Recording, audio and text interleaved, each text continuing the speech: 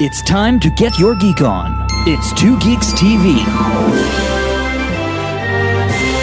With your hosts, Victor and Sean.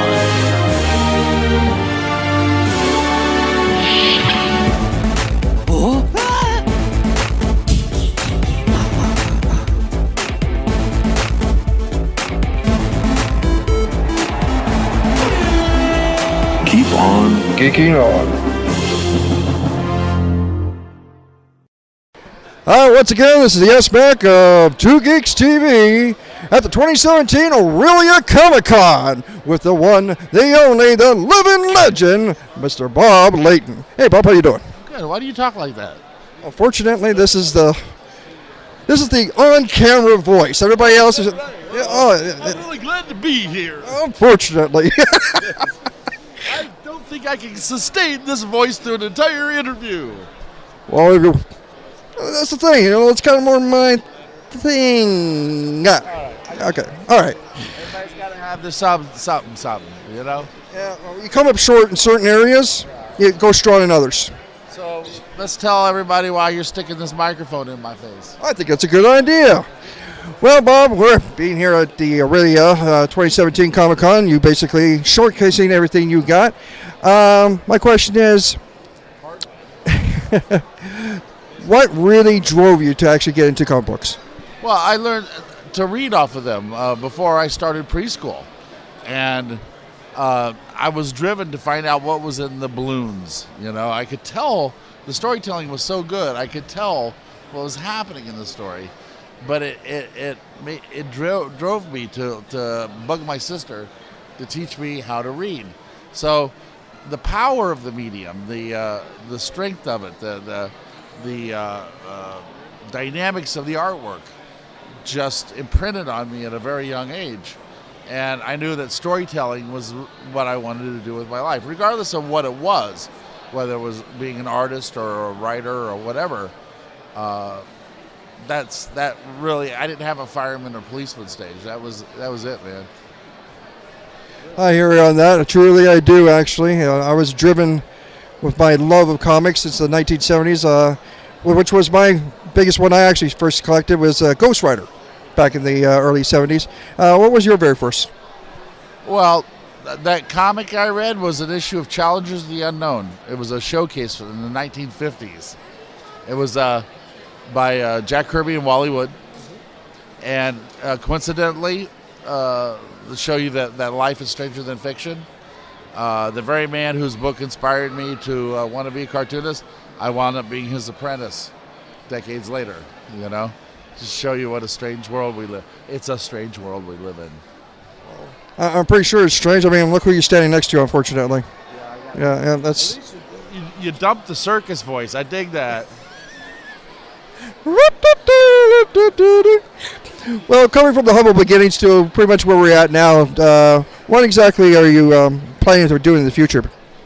Well, for the last 10 years, I've been out of the comic business. I've been working in Hollywood on various projects. Like, you guys know, it's like I was out there for the first couple Iron Man movies. Then I went to work with Edward James Olmos and his production company, and I did a variety of freelance things. But now, after making a lot of connections and getting 10 years of experience working out there, I'm back in the state of Florida trying to create a film industry there, which really is non-existent at this moment. With the help of some investors and some really smart people, we're hoping that we can turn Florida into a hub the way Louisiana has been and Atlanta is now.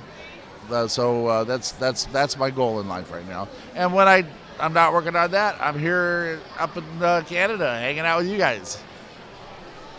Just making good old Great White North a little bit greater, I guess. Of all the pieces that you have worked on throughout the years, I mean, you've done some phenomenal stories. I have to admit that. You worked on some phenomenal stories. What do you think is your greatest piece that you felt personally attached to? Well, that's so hard to say because I don't do anything half-assed. You know what I mean? I mean, it's like I have one standard rule about working in this business because In the old days, it didn't pay any money. So when it stops being fun, quit doing it. So everything I've ever done was something I really wanted to do, either whether it was for somebody else or for myself. I was always motivated. If you ask me if I have a favorite story or a favorite character, a favorite series, those vary. I mean, obviously, my love for Iron Man is decades long, and my name is synonymous with the character now, and I'm grateful for that. Sometimes it's a shadow and it's hard to get out from underneath. When I ran Valiant, I remember I'd go to a con representing Valiant, and people come up to the table and all they wanted to do was talk about Iron Man. You know? And I go, like, I got a whole company here. Come on. You know, pay attention. So, you know, it's one of those Woody Allen, when are you going to make any funny movies? You know, it's like kind of thing. So, no, but, you know, obviously I have a love for Iron Man. My time at Valiant, you know, as senior vice president, editor-in-chief, and co-architect of the universe was an amazing time. I mean, you guys will never see a company or a time like that again in the business. It really was an amazing experience. So, so character Iron Man. My favorite series to write was actually The Second Life of Dr. Mirage at Valiant. I know that surprises you, but I'm kind of a softie for romantic comedies, and I had a chance to actually write a book couched as a superhero book that was actually a romantic comedy. It was The Thin Man with thinly veiled as a superhero comic, you know, and I really enjoyed that a lot. But everything I do, you know, I do with a passion. It's like people ask, why did you only do 5 issues of X Factor? After I created the series, you know, it was one of the biggest successes in Marvel history at the time, held sales records until Jim Lee's X-Men 1. And then I still walked off of it on issue 5, and it was because it wasn't fun anymore. There was so much office politics because it was the first X-Men book done outside another office, and it just became untenable for me because it broke my first rule. If I'm not having fun, don't do it. Because I want to give my viewers, if they're watching a movie, my readers, if they're reading a comic, I want to give them 100%. I want them to know that I gave it everything I had, you know? I kind of noticed back in the late 80s, early 90s, there were so many different companies that tried to claw their way up. Valiant being one of them, Malibu Comics being another. Image, they launched their whole line. And it felt like you guys managed to take what was great and made it better by putting a little twist and turn. And like Exo, one of my absolute favorites. Exo? Yeah, absolutely one of my favorites. I mean, how'd you walk away from something like... over that guy imitating your voice. He's imitating your circus voice. Can you hear him? Unfortunately, he doesn't have it done right. So there you go.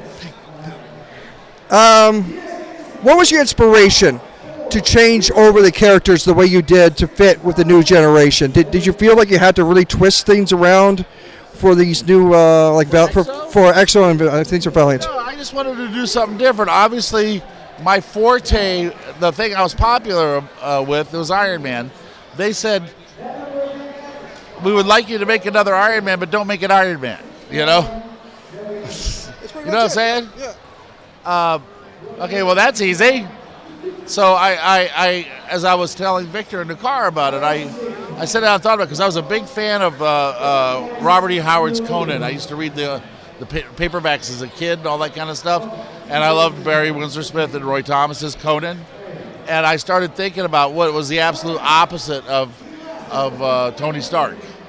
You know, and it'd be Conan in a can, man, you know, to take a bloodthirsty barbarian and give him the most sophisticated weapon ever designed and see what happens, you know?